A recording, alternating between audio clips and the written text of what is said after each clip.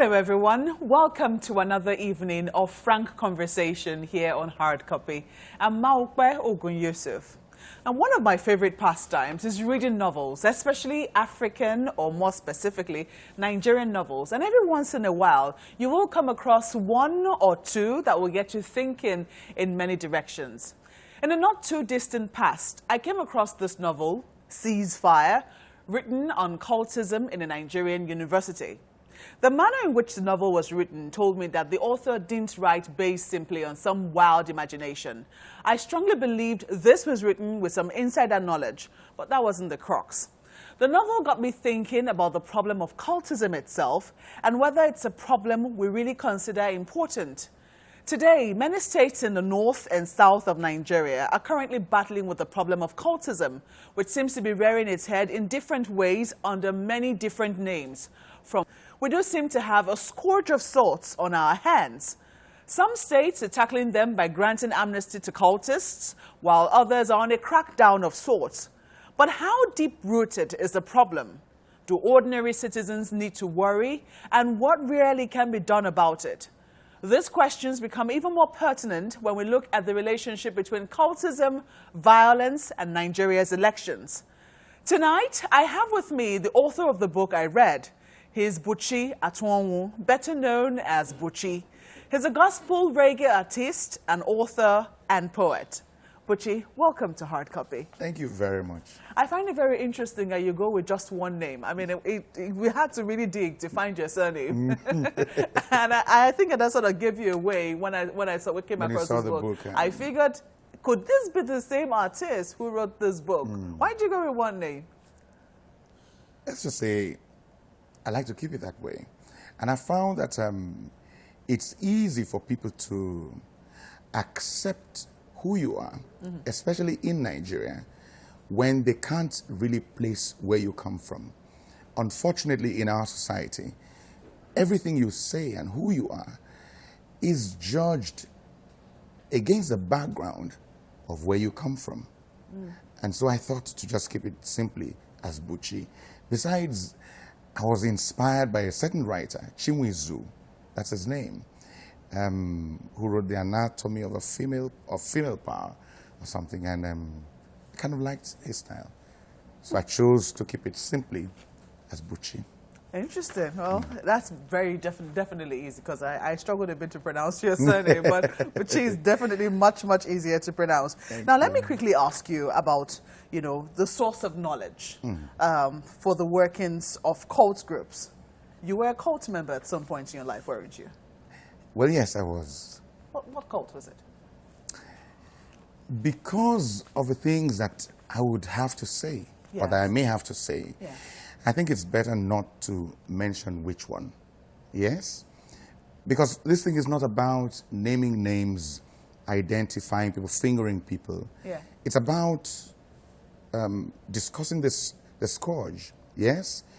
An epidemic of some sort that has hit our society and that requires urgent attention. It's how many years now since you became an ex-cult member? It's close to 20 years, if not more. 25 years. 25 years? Yes. But still, do you still feel a need not to say everything that you know about the workings of cult groups? Why not? One day I had honored an interview on air, one of the TV stations. I think it was Channels in Lagos. And shortly after, I got a text message.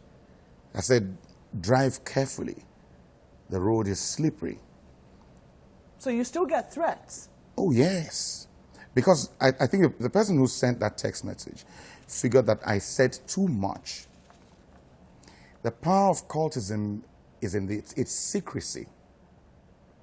And nothing threatens a cultist like taking the lead off, exposure. And so it's possible to keep it for them there, but talk about this thing and what we can do about it. Now, well, I want to talk about the book a little. Just, I want to talk about the primary character, Maha. How much of Maha were you? I mean, how much of you was in Maha? You both read English language. You both went to University of Lagos. You both had a love. Let me quickly read this part now, which talked about a love for freedom, yeah. Apart from his activities in the Brotherhood, the only other thing Maha enjoyed so much was his academics. He loved his course, English and literary studies, so much that he had consistently remained at the top of his class. He loved reading negritude writers who projected the supremacy of the black man and a disdain for the imperialist Caucasians. Is that you, or is that Maha? You know, I didn't realize I had given myself away that much in that, in those lines. Yeah. But yes, Maha was Buchi. Simply put, Maha was Buchi. Or Buchi was Maha. It is very interesting that, you know, sadly, thankfully, you are alive today to tell the tale. The protagonist in this book loses his life at the end of the day, just when he graduates from university. That's right. But you are able to tell the tale today. And you were not immune from it, even though you were educated and enlightened. It would seem that, you know, class has got nothing to do with this. We hear about crude gangs, we hear about people who have not gone to school, but we also know that a lot of cultism is prevalent in our schools today. What do you think drives people to cultism? In fact, this thing began in the universities. So it's not primarily for the illiterate people. It began in the universities. What drives people? Adventure. In my case, adventure. Just to discover more. Just to conquer my territory. There is, you know, most of the people, when you get into school, you get into the university, you are generally young. I like to describe it this way. You know, the period of adolescence and early youth, when you're too old to be called an infant, yet too young to be called an adult. You're left to make decisions that affect your life at that time. And the decisions you make at that time, a lot of times are driven by your sense of adventure. You want to live out that Robin Hood that you had seen in the movies and be the helper of many. That's what drove me into cultism. But for some other people who are more aware, they want to deliberately grab power. Power in this case being the ability or the capacity to control their environment and to call the shots.